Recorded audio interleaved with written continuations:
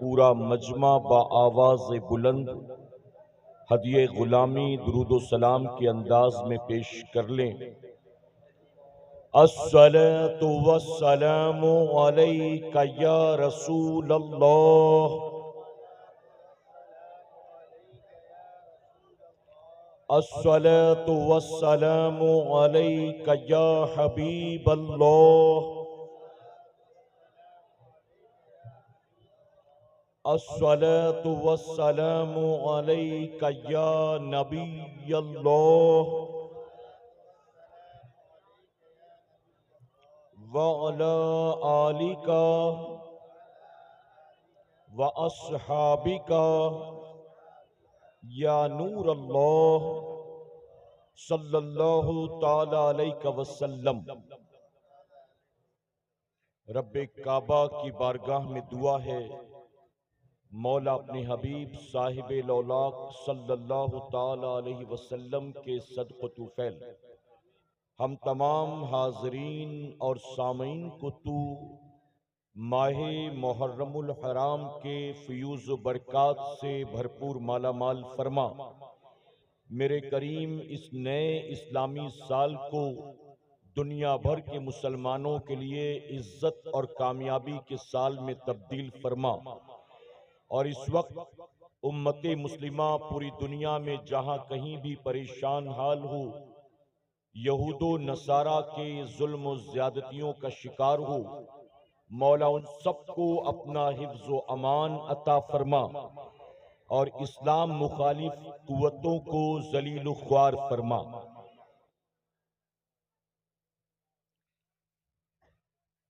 ہو سکے تو لائیے دونوں جہاں میزان میں، ہو سکے تو لائیے دونوں جہاں میزان میں، میں نے ایک سجدہ زمین کربلا سے لے لیا، اور وہ ایک سجدہ جسے تو گراں سمجھتا ہے، وہ ایک سجدہ جسے تو گراں سمجھتا ہے، ہزار سجدوں سے دیتا ہے آدمی کو نجات۔ میرے پیارے آقا علیہ الصلوۃ والتسلیم کے پیارے دیوانوں، تلاوت کردہ آیت کریمہ کی روشنی میں اپنے شعور کے مطابق چند باتیں آپ کی گوش گزار کروں گا، لیکن اس سے پہلے میں آپ تمام کو ایک بات بتا دوں کہ کل میں اور سید صاحب الہ آباد میں تھے، اور وہاں بھی کچھ اسی طرح کا بدنظمی کا ماحول تھا۔ عنوان تھا امام احمد رضا اور عظمت اہل بیت۔ بہت بہترین عنوان پر اولاد غوث اعظم نے خطاب کا آغاز کیا، لیکن عوام کی بدنظمی اور اسٹیج پر موجود لوگوں کا موبائل پر بات کرنا، ایک دوسرے سے بات کرنا، آنا جانا اٹھنا بیٹھنا اتنا ڈسٹرب کر رہا تھا کہ سید صاحب نے ٹاپک مکمل نہیں کیا اور آدھی تقریر چھوڑ کر وہ اسٹیج سے نیچے اتر گئے۔ میں آپ کو اس لیے وارن کر رہا ہوں کہ سید صاحب کسی کو ڈانٹتے ڈپٹتے نہیں ہیں، یہ ان کی فطرت میں بھی نہیں ہے اور عادت میں بھی نہیں ہے۔ تو اگر آپ نے ڈسٹرب کیا یا اسٹیج والوں نے ڈسٹرب کیا تو میں پہلے سے وارن کر دے رہا ہوں کہ یہ اتنی آپ کی ساری محنت دری کی دری رہ جائے گی، اور پھر اگلے 5 سال کے بعد آپ کو شاید تاریخ ملے۔ تو اس لیے اگر آپ واقعی سننے آئے ہوئے ہیں تو آپ کو خاموشی سے بیٹھ کر سننا پڑے گا، اور اگر ٹائم پاس کرنے کے لیے آئی ہیں تو پھر ظاہر ہے کہ ٹائم پاس تو ہوگا، تقریر نہیں ہو سکے گی، ٹھیک ہے؟ تو چونکہ سید صاحب یہ سب نہیں بولتے ہیں تو میں آپ کو پہلے سے وارن کر دے رہا ہوں، اور معذرت کے ساتھ ایک بات کہوں گا کہ ایک دو بار پیار سے عوام کو سمجھانے پر وہ سمجھ گئے تھے، لیکن اسٹیج والے سمجھ نہیں رہے تھے، اور جس کی وجہ سے سید صاحب نے گفتگو کو آدھا چھوڑ دیا، اور پھر کمرے میں وہ آئے ڈسٹرب تھے، اور انہوں نے کہا کہ مجھے ایسے ماحول میں تقریر کرنا مناسب نہیں لگتا۔ یعنی میں اللہ رسول کا فرمان سنا رہا ہوں اور لوگ آپسی گفتگو کر رہے ہیں، یعنی آپسی باتیں یا ایس ایم ایس کرنا یا موبائل پر بات کرنا کیا معاذ اللہ اللہ رسول کے فرمان سے زیادہ اہم چیز ہے؟ تو اس کا آپ خیال رکھیں گے نا انشاءاللہ؟ اچھا میری تقریر میں ایسا ہے کہ آپ کو چاہے جو کرنا ہے آپ کریں، آپ بالکل فری ہیں، میں اپنا بیان کرتا ہوں، اپنی بات مکمل کرتا ہوں، اللہ جس کو توفیق دیتا ہے وہ سنتا ہے، اور جو صرف بھیڑ بھاڑ کے لیے آیا ہوتا ہے وہ بیٹھ کر چلا جاتا ہے بھیڑ کا حصہ بن کر۔ تو میں کچھ نہیں کہتا، میں اپنی بات مکمل کرتا ہوں، اور مجھے جو وقت دیا گیا ہوتا ہے میں اس وقت پر اپنی گفتگو کو مکمل کرتا ہوں۔ لیکن سید صاحب کے بیان کے وقت بالکل جو ہے خاموشی ہونی چاہیے کہ انشاءاللہ چلنا پھرنا بھاگ دوڑ ہنگامہ آرائی کچھ بھی نہیں، آپ کو اطمینان سے سننا ہے، اور اس نیت سے سننا ہے کہ جو آج کی اس محفل پاک میں ہم سنیں گے انشاءاللہ اس پر عمل کی کوشش کریں گے۔ ذکر شہدائے کربلا کی محفل ہے، اور کربلا والوں کا ذکر سنانے کے لیے آج آپ کے گاؤں میں خود ان کا بیٹا آیا ہوا ہے۔ تو آپ کو اللہ کا شکر ادا کرنا چاہیے۔ ہم لوگ اگر کربلا والوں کا ذکر کرتے بھی ہیں تو ہم تو در والے ہیں، لیکن سید صاحب تو ظاہر ہے کہ گھر والے ہیں نا، تو گھر والوں سے آج ان کے بابا کا ذکر سننا ہے آپ کو، تو میں گزارش کروں گا کہ بالکل اطمینان سے بیٹھ کر سید صاحب قبلہ کی گفتگو کو آپ سنیں گے انشاءاللہ، ٹھیک ہے؟ اللہ آپ سب کو جزائے خیر عطا فرمائے۔ ایک بار محبت سے درود شریف پڑھ لیں آپ، اللہم صلی علی محمد وآلہ الف الف مرہ۔ میرے پیارے آقا علیہ الصلوۃ والتسلیم کے پیروانوں، میں نے قرآن مقدس کی جس آیت کریمہ کی تلاوت کا شرف حاصل کیا اس کا مفہوم ہے بے شک نماز روکتی ہے بے حیائی اور بری بات سے۔ اللہ رب العزت نے اس آیت کریمہ کے ذریعے نماز کی دو برکتوں کا ذکر فرمایا۔ ایک سب سے پہلی چیز ہے نماز بے حیائی سے روکتی ہے، اور دوسرا نماز روکتی ہے بری بات سے، یعنی برائی سے۔ اور میں علماء کی موجودگی میں یہ بات ذمہ داری کے ساتھ کہوں گا، آج ہماری سوسائٹی میں یہ دونوں چیزیں بہت عام ہو چکی ہیں۔ عورتوں میں بے حیائی، بے غیرتی، بے پردگی عام ہے، اور مردوں کے اندر طرح طرح کی برائیاں عام ہیں۔ میرے پیارے آقا کے پیروانوں، اللہ نے فرمایا کہ نماز بے حیائی اور بری بات سے روکتی ہے۔ پھر آخر مسلمانوں کے اندر بے حیائی اور برائی کیوں کر پائی جاتی ہے؟ ریزن کیا ہے؟ تو جانتے ہیں اس کا سب سے بڑا ریزن یہ ہے کہ چونکہ ہماری اکثریت نماز پڑھتی نہیں، مسلمانوں کے مور دن 90% لوگ، یا اگر کہوں تو غلط نہیں ہوگا، مور دن 95% لوگ بے نمازی ہیں۔ تو جب بندہ مسلمان ہو کر بھی نماز کے قریب نہیں جائے گا تو کیا نماز کی برکتیں وہ حاصل کر سکتا ہے؟ اللہ نہ کرے، 100,000 بار نہ کرے، میں مثال دیتا ہوں، آپ کے علاقے میں کسی کو کوئی ایسا مرض ہو جائے کہ جس بیماری کا اسپیشلسٹ ڈاکٹر کولکتہ میں ہے، بنگلور میں ہے، دلی میں یا ممبئی میں ہے، اب مریض اپنی بیماری کو لے کر گھر پر پڑا ہے، بستر پر کراتا ہے، روتا ہے، اسے آرام کبھی نہیں ہوگا جب تک کہ وہ اس ڈاکٹر کے پاس نہیں جاتا۔ بتائیے ہے کہ نہیں؟ سر میں درد ہو تو آپ کیا کرتے ہیں؟ 3 دن سے شام ہوتی ہے تو بخار آ جاتا ہے، آپ کیا کرتے ہیں؟ 2 دن سے الٹی جلاب شروع ہو گیا تو کیا کرتے ہیں؟ آپ بیماری کو لے کر گھر میں پڑے نہیں رہتے، بلکہ بیماری سے شفا کے لیے فوراً ڈاکٹر کے پاس جاتے ہیں، اور ڈاکٹر دوائیاں دیتا ہے تو آپ کا مرض دور ہو جاتا ہے۔ میرے پیارے آقا علیہ الصلوۃ والتسلیم کے پیروانوں، پتہ یہ چلا کہ اگر مریض کو مرض سے نجات چاہیے تو اسے اس مرض کا علاج کرانا ہوگا، اور علاج کے لیے اس کو ڈاکٹر کے پاس جانا ہوگا۔ بس اسی طرح سے مسلم معاشرے کے اندر اگر بے حیائی اور برائی عام ہو چکی ہے، اور آپ چاہتے ہیں کہ ہمارے معاشرے سے بے حیائی اور برائی کا خاتمہ ہو جائے، تو اس کی خاطر اللہ نے آسان نسخہ عطا کر دیا، اور وہ آسان سا نسخہ کیا ہے؟ رب کا وعدہ ہے، بندے تو نماز کی پابندی کر، نماز پڑھنا تیرا کام ہے، اور تجھے بے حیائی برائی سے بچانا یہ نماز کا کام ہے۔ اگر ہم نماز نہیں پڑھیں گے تو کیا نماز کی اس برکت سے ہم فائدہ حاصل کر سکتے ہیں؟ میرے پیارے آقا علیہ الصلوۃ والتسلیم کے پیروانوں، اگر کوئی بندہ تسبیح لے کر بیٹھے اور اس پر نماز نماز نماز نماز کا ورد کرے، نماز نہ پڑھے، تو نماز کی برکتیں حاصل کر سکتا ہے۔ اور ایک بات اور عرض کر دوں، نماز ہر عاقل بالغ مسلمان مرد و عورت پر فرض ہے۔ شہر کے رہنے والے بھی جانتے ہیں، گاؤں دیہات کے لوگ بھی جانتے ہیں، پڑھے لکھے بھی جانتے ہیں، بے پڑھے لکھے بھی جانتے ہیں، مال و دولت والے بھی جانتے ہیں، غریب غربا بھی جانتے ہیں۔ دنیا کا ہر مسلمان، چاہے پڑھنے والا ہو چاہے نہ پڑھنے والا ہو، ہر مسلمان جانتا ہے کہ اللہ رب العزت نے 24 گھنٹے میں ہر عاقل بالغ مرد و عورت پر 5 وقت کی نماز کو فرض فرمایا ہے۔ آپ بتائیے کہ ہماری بے حسی کا عالم کیا ہوگا، ہماری اور آپ کی نافرمانی کا عالم کیا ہوگا کہ اللہ رب العزت نے ہر عاقل بالغ مسلمان مرد و عورت پر ایک دن کے اندر 24 گھنٹے میں 5 وقت کی نماز کو فرض کیا، لیکن مسلمان نماز پڑھنے کے لیے تیار نہیں۔ آپ کو جان کر تعجب ہوگا، قرآن مقدس میں اللہ رب العزت نے کتنے مقامات پر نماز کا حکم دیا جانتے ہو؟ تقریباً 700 مقامات پر۔ کتنے مقام پر؟ اگر آپ اپنی والدہ سے محبت کرتے ہیں اور آپ کی والدہ نے کہا کہ بیٹا تو یہ کام جو کرتا ہے نا یہ مجھے اچھا نہیں لگتا، یہ کام مت کیا کر، اگر فرما بردار اولاد ہوگی تو ماں کی بات مانے گی کہ نہیں مانے گی؟ اگر ابا کے فرما بردار و اطاعت گزار ہیں، ابا نے کہہ دیا آج کے بعد اس لڑکے کے ساتھ مجھے نظر مت آنا، باپ سے محبت ہے تو باپ کی بات مانو گے کہ نہیں مانو گے؟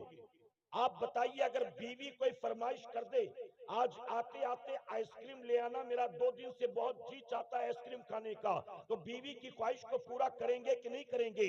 اگر آپ کی اولاد یہ کہے کہ ابا اس بار عید میں وہ کپڑا لوں گا میں، تو اپنی اولاد کی خواہش کو پورا کریں گے کہ نہیں کریں گے؟ آپ کو یہ پتا ہے کہ پیر صاحب کو کھانے میں کیا پسند ہے، پیر صاحب کو پینے میں کیا پسند ہے، پیر صاحب کو پہننے اوڑھنے میں کیا پسند ہے۔ اگر آپ کے پیر صاحب آپ کو کوئی بات کہہ دیں تو پیر صاحب کی بات مانتے ہیں کہ نہیں مانتے؟ میرے پیارے آقا علیہ الصلوۃ والتسلیم کے پیروانوں، اپنے جیسے انسانوں کی بات ماننے کو تیار ہو۔ ماں باپ کی محبت میں ماں باپ کی بات مانو گے، اولاد کی بات مانو گے، اپنی بیوی کی، استاد کی، پیر و مرشد کی بات مانو گے، لیکن وہ رب جو ساری کائنات کا خالق ہے، ساری کائنات کا مالک ہے، وہ کسی بات کا حکم 1-2 مرتبہ نہیں، 100-200 مرتبہ نہیں، بلکہ 700 مرتبہ دیتا ہے۔ اللہ کسی بات کا حکم 700 مرتبہ دے اور پھر بھی ہم اس کی بات نہ مانیں، تو بتائیے اس روئے زمین پر ہم سے بڑا بھی کوئی نافرمان ہو سکتا ہے؟ اگر بیٹا باپ کی بات نہ مانے تو باپ کہتا ہے آج کے بعد تو میرے لیے مر گیا۔ اگر بھائی بھائی کی بات نہ مانے تو بھائی کہتا ہے آج کے بعد تیرا میرا کوئی لینا دینا نہیں ہے۔ اگر بیٹا ماں کی بات نہ مانے تو ماں کہتی ہے ایسی نافرمان اولاد ہونے سے تو اچھا کہ میں بانجھ رہتی۔ غلط تو نہیں کہہ رہا ہوں میں؟ پیر صاحب کسی بات کا حکم 1 بار 2 بار 3 بار دے، آپ نہ مانیں تو پیر کی بات نہ مان کر پیر کے چہیتے مرید بن جائیں گے۔ پیر صاحب کہیں گے یہ بڑا فرما بردار، بڑا خدمت گزار، بتائیے چہیتے مرید بن جائیں گے؟ میرے پیارے آقا علیہ الصلوۃ والتسلیم کے پیروانوں، وہ رب جس نے پوری کائنات کو پیدا فرمایا، ہم صبح جو کھاتے ہیں وہ دینے والا کون ہے، ہم دوپہر جو کھاتے ہیں وہ دینے والا کون ہے، ہم رات جو کھاتے ہیں وہ دینے والا کون ہے؟ آپ دل پر ہاتھ رکھ کر مجھے جواب دیں، آپ کے سینے میں دل کی دھڑکنوں کو چلانے والا کون ہے؟ آپ کے رگوں میں خون کو دوڑانے والا کون ہے؟ آپ کی سانسوں کو اندر باہر چلانے والا کون ہے؟ بنا کسی مشین و انجن کے آپ کا دل دھڑک رہا ہے، یہ دھڑکانے والا کون ہے؟ پورے جسم کے اندر رگوں کا جال بچھانے والا کون ہے؟ آپ کے جسم کو صحیح سلامت بنانے والا کون ہے؟ رات سونے کے بعد صبح اٹھنے کی مہلت دینے والا کون ہے؟ نافرمانی کرنے کے بعد بھی جب جاتے ہو کاروبار کرنے کے لیے تو نافرمانی کے بعد بھی روزی دینے والا کون ہے؟ عزت دینے والا کون ہے؟ کامیابی دینے والا کون ہے؟ برکت دینے والا کون ہے؟ اپنے ماں باپ بیوی بچوں کو چھوڑ چھاڑ کر کسی پرائے شہر میں چلے جاتے ہو، پرائے ملک میں چلے جاتے ہو، جہاں اجنبی تھے وہاں بتائیے سر پر چھت دینے والا کون ہے؟ رات سونے کی جگہ دینے والا کون ہے؟ آپ کو روزی روٹی دینے والا کون ہے؟ اے سرکار مدینہ علیہ الصلوۃ والتسلیم کے پیروانوں، اللہ رب العزت ہی ساری کائنات کا خالق ہے، اللہ ہی ساری کائنات کا مالک ہے، یہاں تک کہ جو لوگ اللہ کا دیا رزق کھا کر اسے رزاق نہیں مانتے ہیں، انہیں بھی کھلانے والا اللہ ہے۔ جو اللہ تبارک و تعالیٰ کے بندے ہو کر بھی اللہ کو اپنا معبود نہیں مانتے، ان کا معبود بھی اللہ تبارک و تعالیٰ ہے۔ زمین کو بچھایا کس نے؟ آسمان کا شامیانہ لگایا کس نے؟ زمین سے سبزہ اگایا کس نے؟ ہوا میں ہماری خاطر آکسیجن پیدا کیا کس نے؟ ہماری باڈی میں ریڈ بلڈ سیلز کس نے پیدا کیا؟ وائٹ بلڈ سیلز کس نے پیدا کیا؟ اے سرکار مدینہ کے پیروانوں، ہم دن رات اللہ کی نافرمانی پر نافرمانی کرے، اللہ 700 مرتبہ کسی بات کا حکم دے، ہم اس کا حکم نہیں مانتے، اس کے باوجود وہ آسمان سے پانی برساتا ہے، زمین سے سبزہ اگاتا ہے، ہمیں پھر بھی روزی عطا کرتا ہے۔ آپ بتائیں جب نافرمانی اور بغاوت کر کے یہ کرم نوازی ہے، ہم فرما بردار بن جائیں گے، اللہ کے سجدوں کے پابند بن جائیں گے، تو میں منبر رسول پر موجود ہوں، ذمہ داری کے ساتھ کہتا ہوں، اللہ رب العزت ہمیں اور آپ کو جس دن مسلمان پلٹے گا، رب کی بارگاہ میں صلح کر لے گا، رب کی بارگاہ میں رجوع کر لے گا، اور یہ عہد کرے گا کہ مولا اب دنیا یہاں کی وہاں ہو جائے، ایک وقت کی نماز کو جان بوجھ کر قضا نہیں کروں گا۔ جس دن مسلمان نے یہ عہد کر لیا، اے ہندوستان کے مسلمانوں، اللہ تمہیں پھر وہی عزت عطا کرے گا جو عزت اللہ نے میرے غریب نواز کو عطا فرمایا تھا۔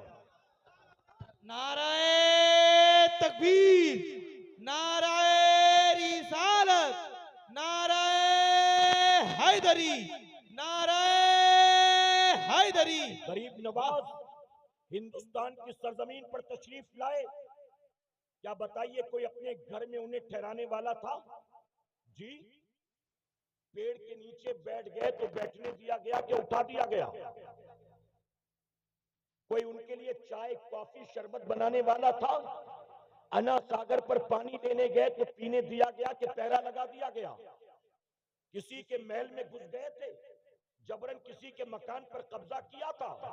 میرے پیارے آقا علیہ الصلوۃ والتسلیم کے پیروانوں، ہندوستان کی سرزمین پر غریب نواز تشریف لاتے کوئی مرید نہیں تھا، کوئی میزبان نہیں تھا، کوئی کرایہ بھاڑا دینے والا نہیں تھا، کوئی اپنے مکان میں ٹھہرانے والا نہیں تھا، کوئی آپ کے نام کا پوسٹر چھاپنے والا نہیں تھا، کوئی آپ کی خاطر اسٹیج لگانے والا نہیں تھا، کوئی آپ کو سر آنکھوں پر بٹھانے والا نہیں تھا۔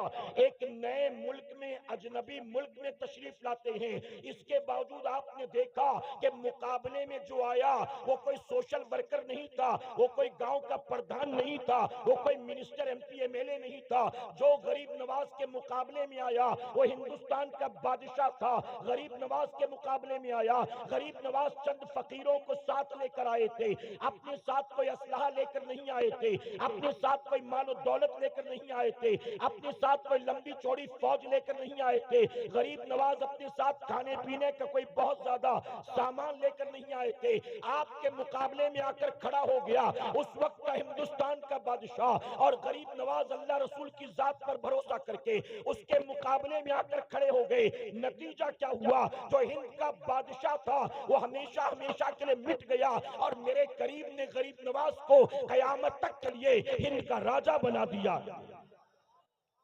اللہ یہی عزت تمہیں بھی دے گا، اللہ تمہیں بھی کامیابی دے گا، اللہ تمہیں بھی برکتی عطا کرے گا، اللہ تمہیں بھی کھویا ہوا وقار دوبارہ عطا کرے گا، لیکن شرط یہ ہے صرف جشن غریب نواز منانے والے مت بنو، صرف غریب نواز کی کرامات کو سننے والے مت بنو، مشن غریب نواز کو سمجھنے کی کوشش کرو، تعلیمات غریب نواز کو سمجھنے کی کوشش کرو۔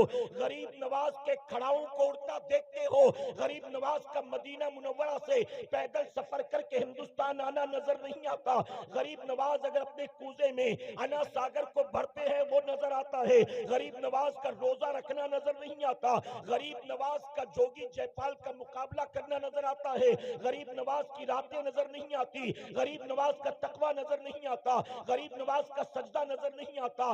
آپ سوچیں کہ وہ غریب نواز جو اپنی ماں کی کوکھ سے اللہ کے ولی بن کر پیدا ہوئے، ارے جو ماں کی کوکھ سے اللہ کا ولی بن کر پیدا ہو، اس غریب نواز کی راتوں کا عالم یہ تھا کہ میرے غریب نواز نے 40 سال تک عشاء کے وضو سے فجر کی نماز کو ادا کیا۔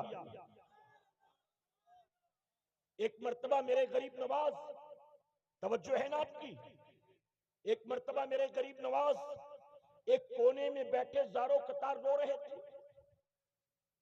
مریدوں کی ہمت نہ ہوئی کہ کوئی پوچھے کہ رونے کی وجہ کیا.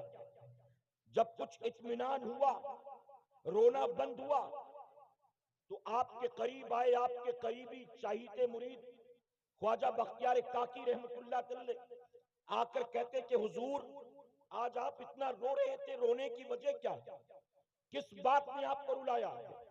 تو جانتے میرے غریب نواز نے کیا فرمایا؟ آپ فرماتے آج سے 30 سال پہلے میں نماز پڑھ رہا تھا, تو حالت نماز میں مجھے جو لذت ہمیشہ ملتی تھی, جو نماز میں مزہ آتا تھا, جو خشوع اور خضوع میسر آتا تھا, اس دن نماز میں وہ مزہ نہیں آ رہا تھا, وہ خشوع اور خضوع نہیں مل رہا تھا. کہتے میں پریشان کہ آخر نمازوں کی لذت کہاں چلی گئی. غریب نواز فرماتے میں نماز سے فارغ ہوا, پھر میں بیٹھا غور کرنے کے لیے, آخر کیا بات ہے, نماز کی لذتیں کہاں چلی گئی. توجہ ہے نا آپ کی. میرے پیارے آقا کے پہلوانوں, غریب نواز فرماتے نماز سے فارغ ہو کر میں بیٹھا غور کرنے کے لیے کہ نماز میں جو روزانہ مزہ آتا تھا وہ مزہ گیا کہاں, بات کیا. بہت دیر تک غور کیا تو مجھے احساس ہوا کہ آج جلد بازی کی وجہ سے دوران وضو میں اپنی انگلیوں میں خلال کرنا بھول گیا. وضو کے وقت جلد بازی کی وجہ سے اپنی انگلیوں میں خلال کرنا بھول گیا. اب یہاں علماء بیٹھے, ان سے پوچھو اگر کوئی بندہ حالت وضو میں خلال نہ کرے انگلی کا تو وضو ہوگا کہ نہیں ہوگا, نماز ہوگی کہ نہیں ہوگی. یہ خلال کرنا کیا فرض ہے, کیا واجب ہے, کیا ہے؟ تو جواب ملے گا کہ وضو ہو جائے گا. انگلیوں میں خلال کرنا یہ میرے نبی کی سنت مبارکہ ہے. کیا ہے؟ سنت ہے, وضو ہو جائے گا. غریب نواز فرماتے جب احساس ہوا کہ جلد بازی کی وجہ سے خلال نہیں کر سکا تو مجھے اپنی غلطی کا احساس ہوا, اور میں یہ سوچ کر رونے لگا کہ آج مجھ سے نبی کی ایک سنت چھوٹ گئی. اگر کل قیامت کے دن میرے آقا نے میرا گریبان پکڑ لیا اور کہا کہ معین الدین میں نے تجھے ہندوستان بھیجا, ہند کا راجہ بنایا, ایک مشن لے کر تجھے ہندوستان روانہ کیا, اور تو نے وہاں جا کر کیا کیا, تو نے میری ہی سنت کو چھوڑ دیا. غریب نواز کہتے کہ جب مجھے اس بات کا احساس ہوا اس ایک سنت کے چھوڑنے کی وجہ سے اگر قیامت میں میرے آقا نے میری پکڑ کر لی تو پھر میں کیا جواب دوں گا. کہتے 30 سال ہم سمجھنے کی کوشش نہیں کرتے, ان کی حیات طیبہ کا مطالعہ کرنے کی ہم کوشش نہیں کرتے, اور ہمارے جلسوں میں جب ہم آتے ہیں تو جلسوں میں بھی آتے ہیں تو لگتا ہے جیسے کانوں کے چسکے کے لیے آئے ہیں, محض انٹرٹینمنٹ کے لیے آئے ہیں, محض بھیڑ بھاڑ کا حصہ بننے کے لیے آئے ہیں. میرے پیارے آقا علیہ الصلوۃ والتسلیم کے پیروانوں, غریب نواز نے 40 سال تک عشاء کے وضو سے فجر کی نماز کو ادا کیا. اگر غریب نواز کے واقعی عاشق ہو آج اس محفل سے اٹھنے سے پہلے طے کر لینا, ہمارے غریب نواز نے 40 سال تک عشاء کے وضو سے فجر کی نماز کو ادا کیا ہے. ہم بھی وعدہ کرتے ہیں اب روزانہ عشاء کے وضو سے عشاء ادا کریں گے اور فجر کے وضو سے انشاءاللہ فجر ادا کریں گے.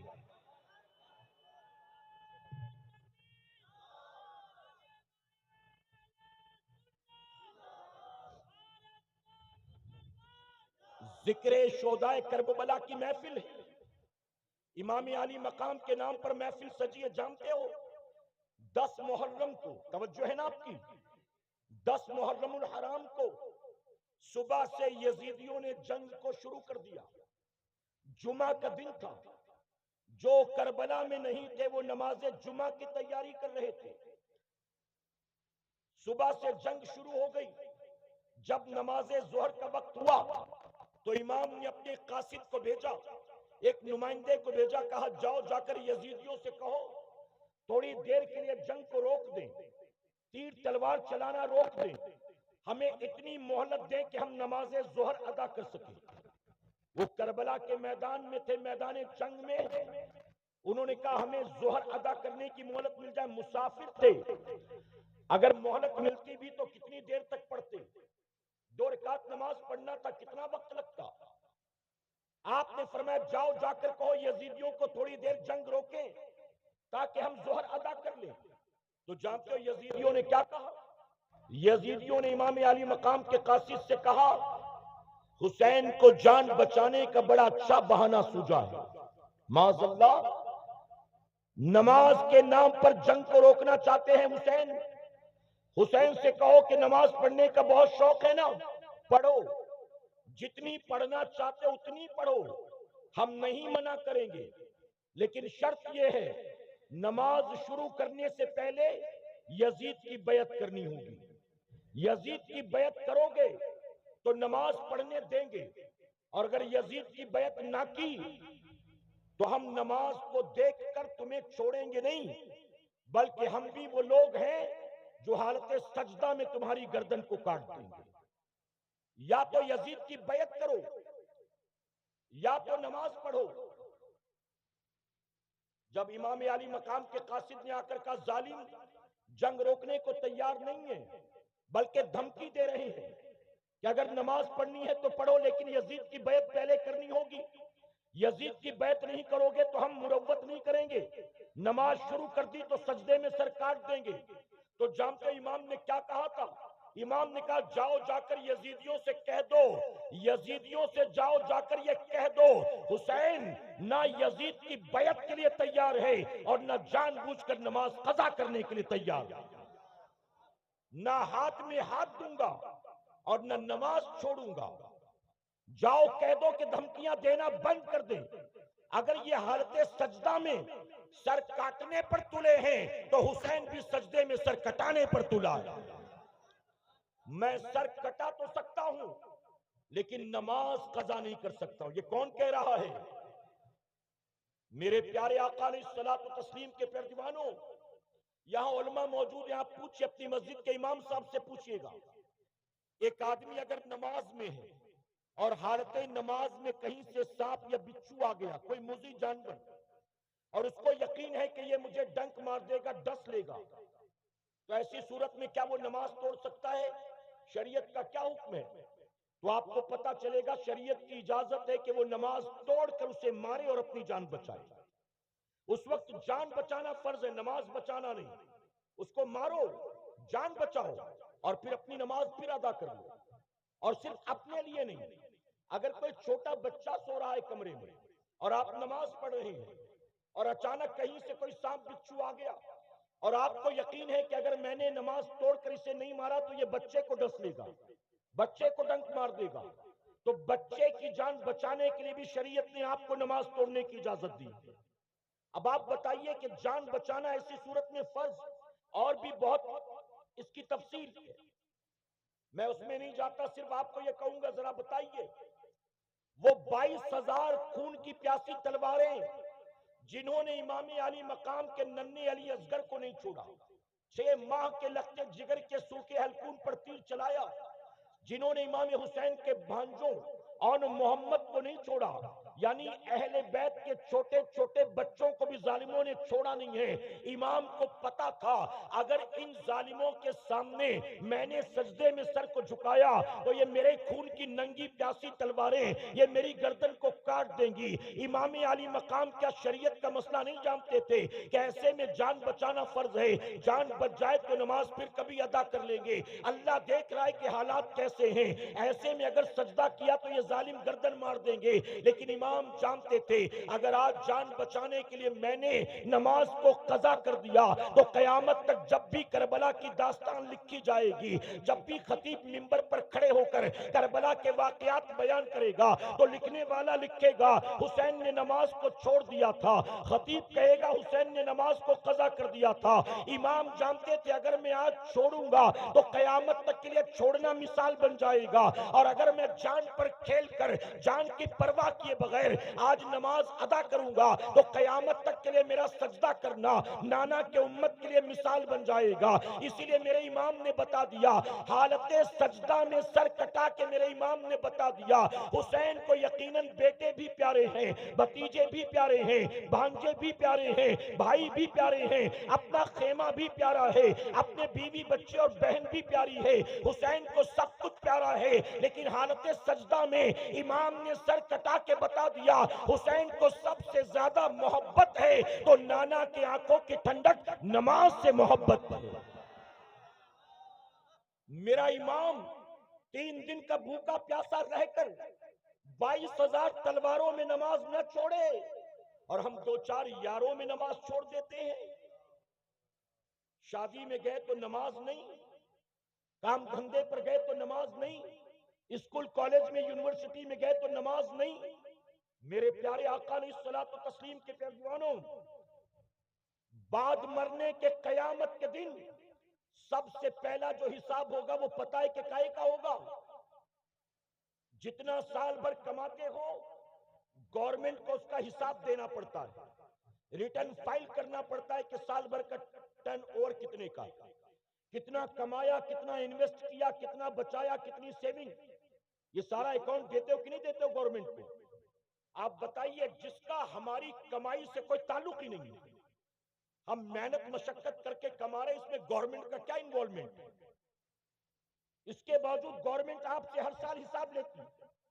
اگر آپ نے اکاؤنٹ نہیں شو کیا تو آپ کو نوٹس آ جائے گی انکم ٹیکس کی طرف سے، بہت زیادہ کروڑوں کا ٹرن اوور ہے تو آپ کے یہاں ریٹ پڑ جائے گی۔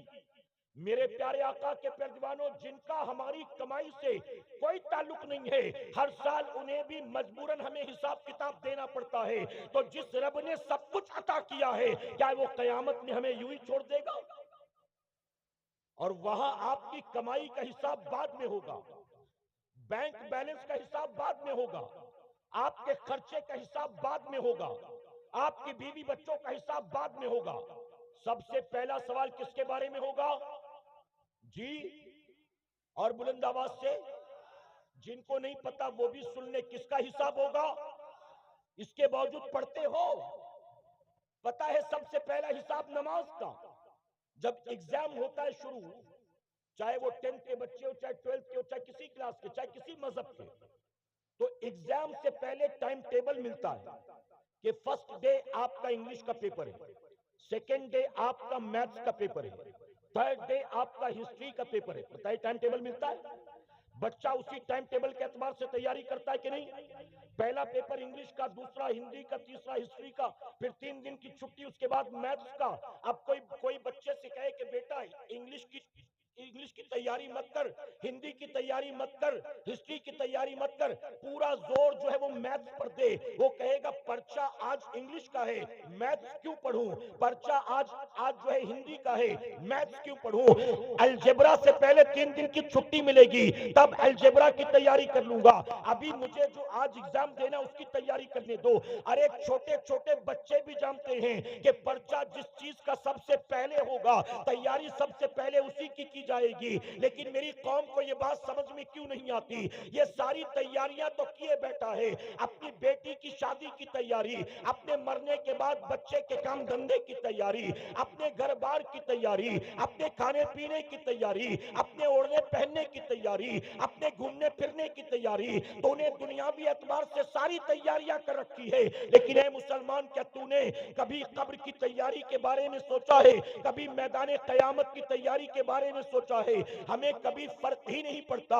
ہمارے پاس لوگ آتے ہیں، کوئی آ کر کہتا ہے حضرت دعا کرے، اس سال میری بیٹی نیٹ کی تیاری کر رہی ہے، کوئی کہتا ہے دعا کرے میرے بیٹے کا انجینئرنگ کا لاسٹ ایئر ہے وہ کامیاب ہو جائے، کوئی کہتا ہے کہ میرا بیٹا 12th کی تیاری کر رہا ہے، کوئی کہتا ہے میرا بیٹا یا بیٹی IAS کی تیاری کر رہے ہیں۔ ہمارے پاس لوگ آتے ہیں اپنی اولاد کے لیے دعائیں کروانے، بیٹی یہ ایگزام دے رہی دعا کر دے، بیٹا یہ تیاری کر رہا ہے دعا کر دے، لیکن آج تک کوئی ایک بھی ماں باپ ایسے نہیں آئے جنہوں نے ہم سے آ کر یہ کہا ہو کہ حضرت دعا کر دیجئے میرا بیٹا قبر کے امتحان میں کامیاب ہو جائے، میری بیٹی آخرت کے امتحان میں کامیاب ہو جائے۔ میرے پیارے آقا کے پیروانوں، جانتے ہو ایک اللہ کے ولی دنیا کو چھوڑ چھاڑ کر ایک پہاڑ کی چوٹی پر جا کر بیٹھے تھے، 30 سال تک اللہ کی عبادت کرتے رہے، اللہ اللہ اللہ، نہ کہیں آنا جانا، نہ کسی سے ملنا جلنا۔ جب چاروں طرف ان کی ولایت کے چرچے ہوئے تو لوگ خود ہی کھچے کھچے ان کے پاس چلے گئے ملنے کے لیے۔ 30 سال سے دنیا کو ٹھوکر مار کر پہاڑ کی چوٹی پر بیٹھے اللہ کی عبادت میں مصروف، دنیا کھینچی چلی آئی ان کے پاس. ایک دن وہ بیٹھے زاروں قطار رو رہے تھے. مریدوں نے پوچھا کہ حضور آپ کیوں رو رہے ہیں, کیا بات ہے؟ آپ کے پاس لوگ روتے ہوئے آتے ہیں, مسکراتے ہوئے جاتے ہیں, دکھی ہو کر آتے ہیں, سکھی ہو کر جاتے ہیں, پریشان حال آتے ہیں, اطمینان سے مطمئن ہو کر جاتے ہیں. آج آپ خود ہی رو رہے ہیں, کیا بات ہے؟ تو جانتے ہو اللہ والے نے کیا کہا؟ کہا 30 سال سے پہاڑ کی چوٹی پر آ کر بیٹھا ہوں, 30 سال ہو گئے, آج تک کوئی ایک بھی نہیں آیا جس نے مجھ سے کہا کہ میری آخرت کے لیے دعا کر دیجئے, میری قبر کے لیے دعا کر دیجئے, میری جنت کے لیے دعا کر دیجئے. کہتے جس دنیا کو ٹھوکر مار کر میں آ کر بیٹھا ہوں نا, میرے پاس لوگ اسی دنیا کے لیے دعا کروانے آتے ہیں, اسی دنیا کے لیے دعا کرواتے. میں اسی لیے رو رہا ہوں کہ کاش یہ سمجھتے تو صحیح کہ تم دنیا کے لیے دعا اس سے کروا رہے ہو جو دنیا کو چھوڑے بیٹھا ہوا. میرے پیارے آقا علیہ الصلوۃ والتسلیم کے پیروانوں, مجھے نہیں پتا کہ یہاں خواتین کے بھی بیٹھنے کا انتظام ہے کہ نہیں. اگر ہے تو وہ بھی میرا یہ پیغام لیتی جائیں, اور اگر نہیں ہے تو اپنے گھر کی عورتوں تک یہ پیغام پہنچا دیں. آپ نے امام حسین کا سجدہ تو دیکھا نا میدان کربلا میں, اب آئیے ان کی بہن حضرت زینب کا بھی سجدہ دیکھ لیجئے. امام زین العابدین, امام علی مقام کے لخت جگر, میدان کربلا میں اہل بیت کے آخری چشم و چراغ. امام زین العابدین کہتے جب مدینہ منورہ میں ہم پر پریشر بنایا گیا کہ یزید کی بیعت کرو, یزید کی بیعت کرو, تو شہر رسول میں فتنہ فساد نہ ہو, اس لیے ہم مدینے کو چھوڑ کر مکہ معظمہ چلے گئے. ہم مکے پہنچے تو کوفہ والوں کے خط ہمیں آنے لگے, آئیے ہمیں بچا لیجئے, آپ نہیں آئے تو ہم کو مجبوراً یزید کی بیعت کرنی پڑے گی. ہم پر پریشر بنایا گیا کوفہ والوں کی طرف سے. ہم کوفہ کے لیے مکہ معظمہ سے نکلے, ہمیں کوفہ نہیں جانے دیا گیا. حر کے لشکر نے ہم کو گھیرا اور کربلا میں لے کر آ گئے. امام زین العابدین کہتے ہیں اس پورے سفر میں میری پھوپھی حضرت زینب ہمارے ساتھ تھی. پورے سفر میں میری پھوپھی حضرت زینب ساتھ تھی. مدینہ منورہ سے مکہ معظمہ, مکہ معظمہ سے میدان کربلا. اور امام زین العابدین کہتے ہیں پورے سفر میں میری پھوپھی نے کسی رات تہجد کی نماز کو قضا نہیں کیا. میں معذرت کے ساتھ کہوں گا, ہم نکلتے ہیں تقریر کرنے کے لیے, ہم نکلتے ہیں کہیں جلسے میں جانے کے لیے, تو ہم نے دیکھا تقریروں اور جلسوں کے چکر میں کئی لوگ ایسے ہیں جو خود اپنی نمازیں قضا کر بیٹھتے ہیں, نمازوں کی کوئی پرواہ نہیں کرتے الا ماشاءاللہ. جب نکلتے ہیں رات جلسہ اٹینڈ کرنے کے لیے تو نماز کی پرواہ نہیں, اور رات کے 3-4 بجے تک جب جلسے میں رہتے ہیں تو نماز فجر کی پرواہ نہیں.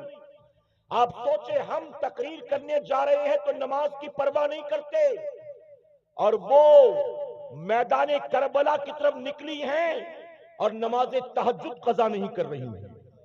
امام زین العابدین کہتے ہم کربلا کے میدان میں آ گئے. کربلا میں کوئی 4 دیواری نہیں تھی, نیچے کوئی قالین و بستر نہیں تھا, تپتا صحرا تھا, آسمان سے سورج آگ اگل رہا تھا. ہم اپنے خیموں میں تھے.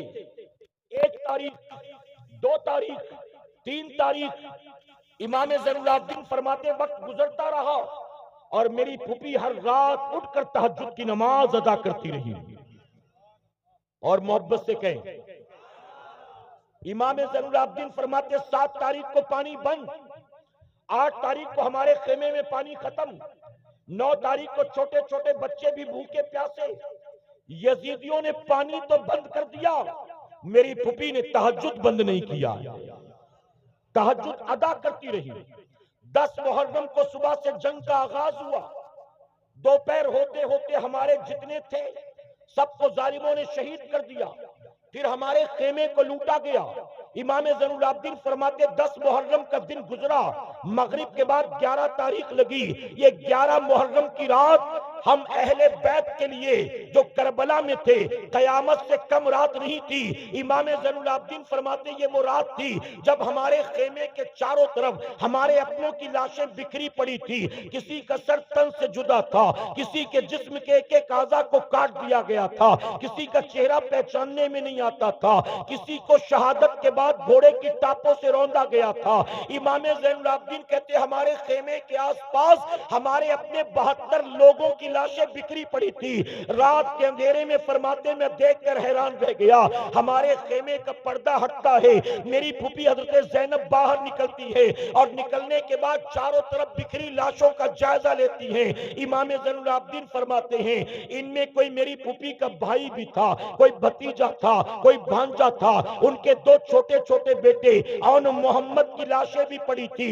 امام زین العابدین کہتے ہیں میرے یہ دیکھ کر میری آنکھیں پھٹی رہ گئی۔ ان لاشوں کو دیکھنے کے بعد میری پھوپھی نیچے بیٹھ گئی، تپتے ہوئے کربلا کے صحرا کی ریت کو اٹھایا، تیمم کیا اور تیمم کر کے میری پھوپھی نے لاشوں کے سامنے کھڑے ہو کر نماز تہجد کو ادا کیا۔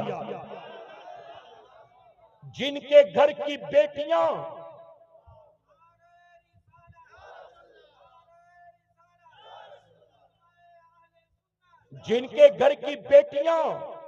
میدان جنگ میں تہجد قضا نہ کریں، کیا انہوں نے اپنے گھر میں بیٹھے بیٹھے کبھی کوئی فرض نماز چھوڑی ہوگی؟ بتائیے۔ اور آج ہمارے گھروں کی پوزیشن کیا ہے؟ میں بہت معذرت کے ساتھ کہوں گا، علماء کی موجودگی میں تلخ بات ہے، محرم کے نام پر ہم نے نہ جانے کتنے ڈھکوسلے بنا رکھے ہیں، محرم کے نام پر ہم نے نہ جانے کتنے ایسے رسم و رواج بنا رکھے جس کا حقیقت سے، دین سے، شریعت سے کوئی تعلق نہیں ہے، اور ہمارے گھر کی عورتیں اسی کو اصل دین سمجھ کر کر رہی ہیں، طاق بھرنے جا رہی ہیں، منت مانگنے جا رہی ہیں، تعزیہ دیکھنے جا رہی ہیں۔ دل پر ہاتھ رکھ کر جواب دو سنیوں، کیا میرے امام کی قربانی اس لیے تھی تاکہ قیامت تک میرے نام پر تعزیہ اٹھایا جائے، میرے نام پر میلہ لگایا جائے، میرے نام پر ڈھول نگاڑے بجائے جائیں، میرے نام پر گبارے اور حلوہ پراٹھا خریدا بیچا جائے، میرے نام پر مرد عورت کی خلط ملط ہو، میرے نام پر بے پردگی بے حیائی کا بازار گرم ہو؟ کیا میرے امام نے قربانی اس لیے دی تھی تاکہ قیامت تک میرے نام پر چندے وصولے جائیں، میرے نام پر نعرے لگائے جائیں، میرے نام کی منقبت لکھی جائے، میری شان میں قصیدے پڑھے جائیں؟ اے سرکار مدینہ کے پیروانوں، یزید کربلا میں آیا تھا تو ذات کے لیے آیا تھا، اور امام کربلا میں آئے تھے اللہ رسول کی فرما برداری کے لیے آئے تھے۔ یزید طبیعت کے لیے آیا تھا، امام شریعت کے لیے آئے تھے۔ یزید دنیا کے لیے آیا تھا، امام دین کے لیے آئے تھے۔ یزید تخت و تاج کے لیے آیا تھا، اور امام علی مقام اپنے نانا کے دین کی بقا کے لیے آئے تھے۔ میدان کربلا سے تمہیں امام علی مقام کا سجدہ نہ ملا، میدان کربلا سے حضرت زینب کی تہجد تمہیں نہ ملی۔ یہ پتہ نہیں تاج بھرائی کہاں سے مل گئی، یہ پتہ نہیں ڈھول نگاڑے کہاں سے مل گئے، یہ پتہ نہیں تمہیں تعزیہ کہاں سے مل گیا۔ اے سرکار مدینہ علیہ الصلوۃ والتسلیم کے پیروانوں، امام علی مقام سے محبت ہے تو آج طے کر کے اٹھنا، ہم رسم و رواج والے حسینی نہیں ہیں، ہم واقعی صحیح معنوں میں اپنے امام سے محبت کرتے ہیں۔ امام اپنی جان کی پرواہ کیے بغیر اللہ کا سجدہ ادا کرتے ہیں، اور ہم گھر کے دسترخوان پر بیٹھ کر نماز نہیں پڑھتے، ہم کارخانے میں بیٹھ کر نماز نہیں پڑھتے، ہم سفر میں ہوتے ہیں تو نماز نہیں پڑھتے، ہم شادی بیاہ میں ہوتے ہیں تو نماز نہیں پڑھتے، ہم چھوٹے چھوٹے عذر کی بنیاد نماز نہیں پڑھتے۔ آپ جانتے ہو میرے امام اعلیٰ حضرت عظیم البرکت فرماتے ہیں اگر کوئی ایسا مسلمان ہو جس کے دونوں ہاتھ دونوں پیر کٹ گئے ہوں، ایسا معذور کے کچھ چل کر مسجد تک جا نہیں سکتا، لوٹا اٹھا نہیں سکتا، نل چلا نہیں سکتا، حوض میں ہاتھ ڈال کے وضو کر نہیں سکتا، ایسا معذور جس کے دونوں ہاتھ دونوں پیر کٹ گئے ہوں، ایسے اپاہج مسلمان پر بھی نماز معاف نہیں۔ امام فرماتے ایک عورت کو لیبر پین ہو رہا ہے، درد ذہ ہو رہا ہے، ڈیلیوری کے لیے اس کو لیبر روم میں لے جایا جا رہا ہے، فرماتے اس کو اس درد کی حالت میں جب بچے کی ولادت کا وقت قریب ہے، درد سے کرا رہی ہے اور ڈیلیوری کے لیے اس کو لے جا رہے ہاسپٹل کے وارڈ میں، میرے امام فرماتے ہیں ایسی حالت میں بھی اگر نماز کا وقت ہو گیا تو وہ نماز بھی اس پر فرض، ہٹے کٹے ہو کر کھانے پینے کے لیے ٹائم ہے، 5 گھنٹے بیٹھ کر آئی پی ایل کا میچ دیکھنے کے لیے ٹائم ہے، ورلڈ کپ کے چکر میں نماز قضا کرو گے، ٹی وی سیریل ڈراموں کے چکر میں نماز قضا کرو گے، زندگی گزرے گی یزید پلیت کی طرح، اور زبان سے کہو گے حسینی ہے، حسینی ہے، یہ کھچڑے والے حسینی، یہ ڈرم والے حسینی، یہ دیگ والے حسینی، یہ محض زبانی جمع خرچ والے حسینی، یہ محض نعروں والے حسینی، میرے پیارے آقا کے ترجمانوں، محض رسم و رواج والے حسینی مت بنو، اگر یزید سے نفرت ہے تو یزیدیت سے نفرت کرو، اور حسین سے محبت ہے تو حسینیت سے محبت کرو۔ یزید کے پیچھے چلنا یہ طبیعت والوں کا کام ہے، اور حسین کے نقش قدم پر چلنا یہ شریعت والوں کا کام ہے۔ علماء سے پوچھو، فجر میں اپنے گھر کے بستر پر پیر پسارے پڑے رہنا یہ حسین کا کام ہے کہ یزید کا کام ہے؟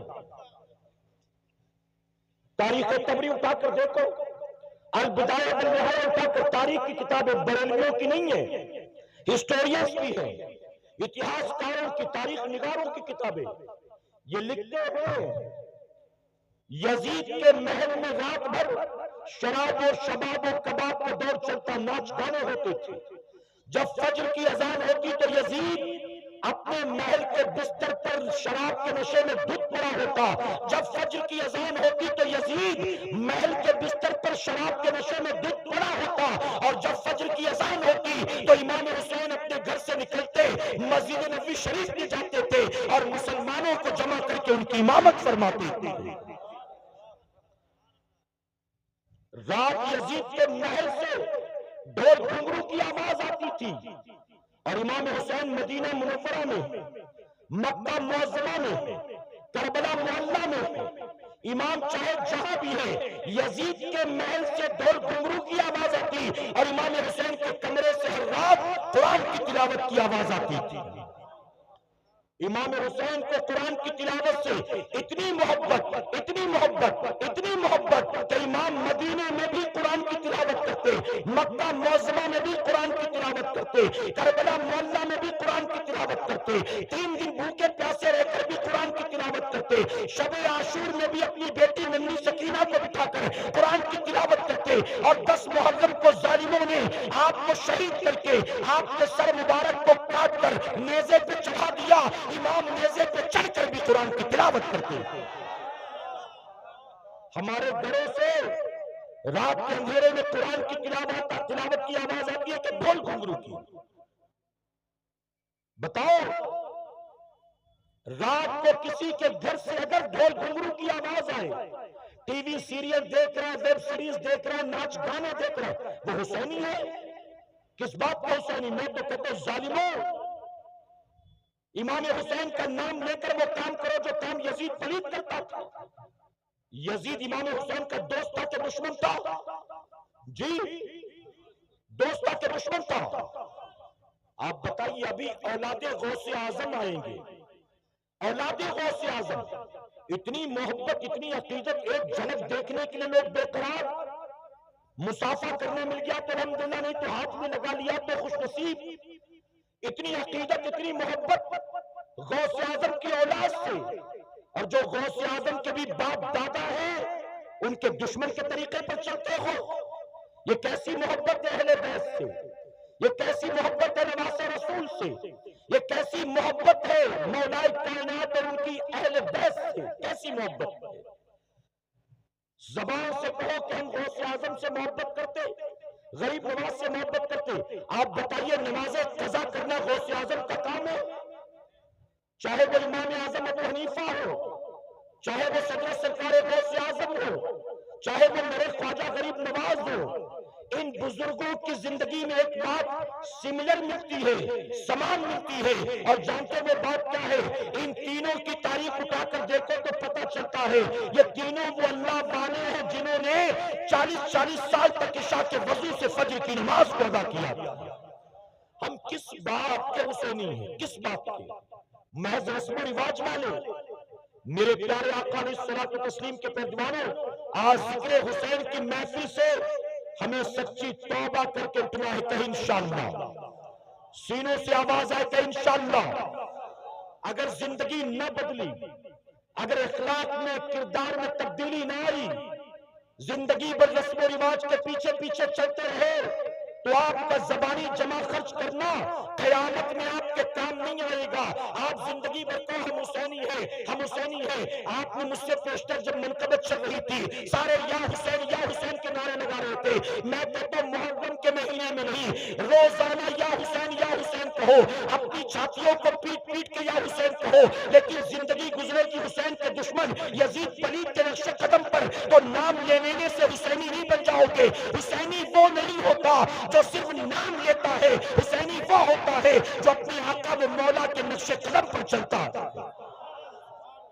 اور اس اتنے بڑے مجمع میں وہ کون سچا حسینی ہوگا میں نہیں جانتا، میرا مولا جانتا ہے۔ میں نہیں کہتا کہ میری باتیں سب کے دل پر اثر کر جائیں گی، میں نہیں کہتا کہ یہاں سے اٹھنے والا ہر آدمی نمازی بن جائے گا، میں نہیں کہتا کہ جتنے آئے ہیں سارے سچے توبہ کر کے جائیں گے، میں نہیں کہتا۔ ہاں لیکن میں یہ ضرور کہتا ہوں، اگر اس بڑے مجمع میں کوئی دو چار ایسا ہو تو اس کو اللہ کا شکر ادا کرنا چاہیے۔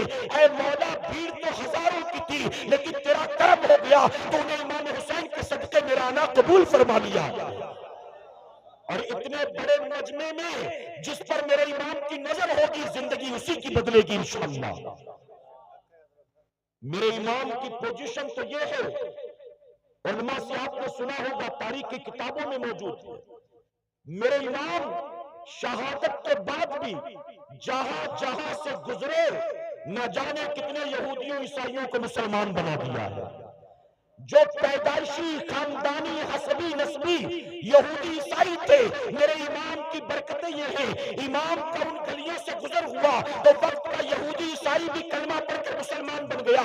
ارے امام کے چہرے کو دیکھ کر یہودی عیسائی مسلمان بن جاتا ہے۔ ہم کیسے حسینی ہیں؟ ہم زندگی بھر ذکر حسین کی محفل میں آئیں اور نمازی بھی نہ بن سکے، کیسے حسینی؟ ابھی ماضی قریب کی بات ہے، توجہ ہے نا آپ کی؟ میرا وقت ختم ہونے کے قریب میں اپنی گفتگو کو سمیٹتا ہوں، اجازت ہے آپ کی؟ میرے پیارے آقا علیہ الصلوۃ والتسلیم کے پیروانوں، میں ایران قرآن کی بات نہیں کرتا، ہندوستان کی بات کرتا ہوں۔ ماضی قریب کی بات ہے، ہماری جماعت کے بزرگ بڑھاپے کی وجہ سے، عمر زیادہ ہو گئی، اس وجہ سے ان کی آنکھ کا آپریشن کرنا پڑا۔ آپ یہاں دیکھیں نا میرے بھائی، اچھا آپ دیکھ لیں پھر مجھے بتائیں جب فری ہو جائیں تو آپ۔ اچھا آپ بتائیے مجھے، آپ مجھے دل پر ہاتھ رکھ کر بتائیے، اگر میں تقریر کرتے کرتے اچانک یہاں دیکھوں، سب کا دھیان جائے گا کہ نہیں؟ میں اکیلا وہاں دیکھوں تو سب کا دھیان وہاں جائے گا، اور سامنے بیٹھے 20 آدمی یہاں وہاں دیکھیں گے تو میں انسان نہیں ہوں، میرا دھیان نہیں بھٹکے گا۔ اور سیدنا عثمان غنی رضی اللہ عنہ فرماتے ہیں کہ تقریر کرنا تلوار کی تیز دھار پر چلنے کے برابر ہے۔ جب آپ امیر المومنین بنے نا اور جمعہ کا خطبہ دینے کے لیے منبر پر کھڑے ہوئے، تو سیدنا عثمان غنی فرماتے ہیں جب پہلی بار جمعہ کا خطبہ دینے کے لیے میں منبر پر چڑھا تو مجھے وہ وقت یاد آیا جب پہلی بار میں گھوڑے پر چڑھا تھا، گھڑسواری نہیں آتی تھی، اب گرا کہ تب گرا۔ کہتے منبر پر کھڑا ہوا خطبے کے لیے تو یہی ڈر تھا دل میں کہ اب گیا کہ تب گیا۔ تو اتنا آسان نہیں ہوتا میرے بھائی، آپ آ کر سنتے ہو، سن کر چلے جاتے ہو، آپ کو پتہ نہیں چلتا، اتنا آسان نہیں ہوتا۔ بولنے والے کو صرف اپنی انرجی ہی نہیں لگانی پڑتی ہے بلکہ اپنے ذہن کو بھی حاضر رکھنا پڑتا ہے، کچھ بھی نہیں کہہ سکتا وہ، یہاں تک کہ غیر حدیث کو حدیث کہہ کے بھی بیان کرنے سے منع کیا گیا ہے۔ میرے نبی فرماتے ہیں کہ اگر کوئی بات میں نے نہیں کہی اور اس کو میری طرف منسوب اگر کوئی کرے تو اپنا ٹھکانہ جہنم میں بناتا ہے۔ اگر میں بیان کرتے کرتے کسی غیر حدیث کو کہوں حدیث شریف میں آتا ہے تو بتائیے میں گناہ گار ہوں گا کہ نہیں ہوں گا؟ تو اس سے تھوڑا سا کوآپریٹ کیا کریں، آپ توجہ رکھا کریں، محبت سے ایک بار سبحان اللہ کہہ دیں۔ میں عرض کر رہا تھا ماضی قریب میں ہماری جماعت کے بزرگ گزرے، عالم دین، عمر زیادہ ہو گئی، ڈاکٹر نے کہا کہ آپریشن کرانا پڑے گا، انہوں نے آنکھ کا آپریشن کرا لیا۔ آنکھ کے آپریشن کے بعد ڈاکٹر نے اسے کہا کہ ابھی تاکہ تازہ ہے، زخم ہرا ہے، آپ 3 دن تک سجدہ مت کیجیے گا۔ 3 دن سجدہ کریں گے تو باڈی کا پریشر، بلڈ کا پریشر آنکھ پر پڑے گا، تو ممکن ہے کہ تاکہ ٹوٹ جائے، خون بہنے لگے، پریشانی ہو جائے گی۔ تو 3 دن احتیاط کیجیے گا، سجدہ مت کیجیے گا۔ وہ اپنے گھر آئے اور گھر آنے کے بعد اپنی بیوی سے کہتے کہ 3 دن میرے حصے کا کھانا مت بنانا، 3 دن میرے حصے کی روٹیاں مت بنانا۔ تو بیوی کہتی ڈاکٹر نے آپ کو 3 دن سجدہ کرنے سے منع کیا ہے، میں ساتھ تھی، مجھے پتا کھانے پینے سے منع نہیں کیا، سجدے سے منع کیا، اور آپ کہہ رہے 3 دن کھانا نہیں بنانا، کیوں؟ تو جانتے کیا جواب دیا تھا؟ انہوں نے جواب دیا کہ جس رب کے 3 دن سجدے نہیں کروں گا، کس منہ سے 3 دن اس کی نعمتیں کھاؤں گا؟ جس رب کے 3 دن سجدے نہیں کرنا، کس منہ سے اس رب کی نعمتیں کھاؤں گا؟ اس نے 3 دن سجدہ بھی نہیں، 3 دن کھانا بھی نہیں۔ ہماری سوچ وہاں جاتی ہے۔ اگر میں آپ سے پوچھوں کہ آج صبح آپ نے کیا کھایا تھا، آج دوپہر میں آپ نے کیا کھایا تھا، آج شام کو آپ نے کیا کھایا تھا، ہفتے بھر میں کتنی روٹیاں کھا جاتے حساب ہے، ہفتے بھر میں کتنی چائے پی لیتے حساب ہے، ہفتے بھر میں کتنا کلو چاول کھا جاتے حساب ہے، ہفتے بھر میں کتنی بوٹیاں کھا جاتے حساب ہے۔ ارے رب کی نعمتیں تو ہفتے بھر بے حساب کھاتے پیتے ہو، اور اس رب کو جو نعمت کھلانے والا ہے اس کا شکر ادا کرنے کے لیے ہفتے میں 1 بار مسجد میں جاتے ہو اور 2 رکعت پڑھ کے لگتا ہے کہ اسی 2 رکعت میں اللہ کی ساری نعمتوں کا میں نے حق ادا کر دیا۔ توبہ کرو کہ انشاءاللہ میرے پیارے آقا کے قدمانوں، اب آخری بات عرض کرتا ہوں، اجازت ہے آپ کی؟ ایک مرتبہ درود شریف پڑھیں گے محبت سے آپ؟ اللہم صلی علی محمد وآلہ الف الف مرہ۔ ایک بزرگ بنی اسرائیل کا ایک عابد دنیا کو ٹھوکر مار کر پہاڑ کی چوٹی پر چلا گیا، اور پہاڑ کی چوٹی پر اس نے دنیا سے کٹ کٹا کر 300 سال تک عبادت کی۔ کتنے سال تک؟ کتنے سال تک؟ 300 سال عبادت کی، پہاڑ کی چوٹی پر اکیلا 300 سال تک اللہ کی عبادت کرے، روزہ بھی، سجدہ بھی، شب بیداری بھی، شرم و ندامت کے آنسو بھی، توبہ استغفار بھی۔ اب 300 سال پہاڑ کی چوٹی پر اکیلا، کوئی انسان نہیں، کسی کو گالی دیا ہوگا، کسی کی غیبت کی ہوگی، بدنگاہی، بدتمیزی، کسی پر بہتان، کسی سے جھگڑا، کوئی چوری چماری، کسی سے حسد کینہ، کچھ بھی نہیں، اکیلا ہے، آس پاس کوئی نہیں، اکیلا 300 سال کا عرصہ گزر گیا۔ ایک دن نماز پڑھ رہا تھا، جیسے سلام پھیرا تو دیکھا سامنے ایک آدمی موجود تھا، تو جیسے دیکھا چونک گیا کہ یہاں تو 300 سال سے کوئی آیا نہیں ہے، کون؟ پوچھا بھیا تو کون، کہاں سے آیا، یہاں آنے کی وجہ کیا؟ تو جانتے آنے والے نے کیا کہا؟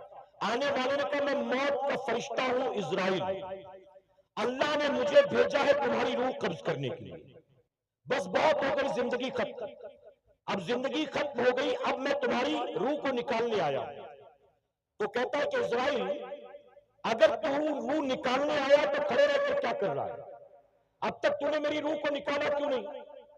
تو فرشتے نے کہا جب میں آیا تو تو نماز میں تھا، اور میں انتظار کر رہا تھا کہ تو نماز سے فارغ ہو تو میں تجھ سے ملاقات کروں۔ تو فرشتہ تو وہ بنی اسرائیل کا عابد حیرت سے کہتا ہے کہ تو جب کسی کی روح نکالنے جاتا ہے تو ویٹ نہیں کرتا، آدمی کسی بھی پوزیشن میں تو روح نکال لیتا ہے، لیکن میرے معاملے میں تو انتظار کر رہا تھا، کیا وجہ؟